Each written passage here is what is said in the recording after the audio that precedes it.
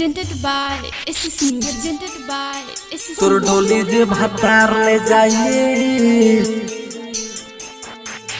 डोली जे भातार ले जाइए, मार हो जाइए।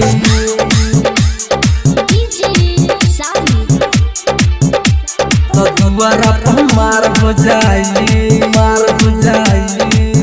प्यार कितना ले कोइले बानी, हमर दर्द का दोसर जानी, आ छोड़ के ना कसम खोइले बानी। तोर डोली जे भातार ले जाई तो दुआरा पर मार हो जाई। तोर डोली जे भातार ले जाई तो दुआरा पर मार हो जाई।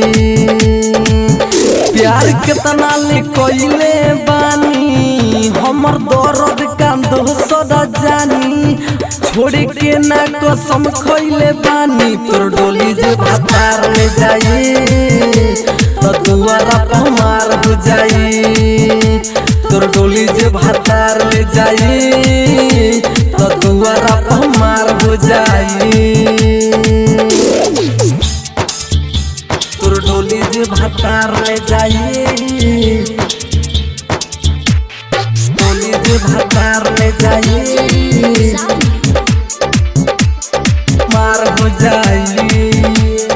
Presented by SSC. Presented by SSC.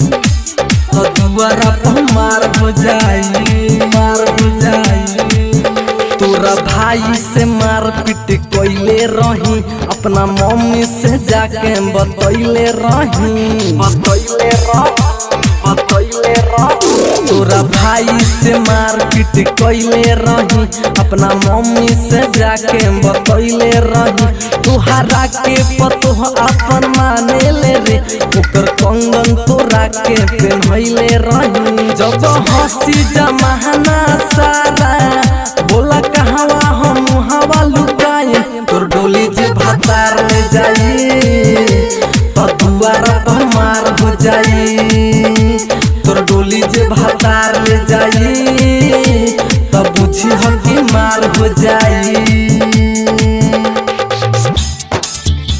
तोर डोली जे भातार ले जाई, डोली जे भातार ले जाई,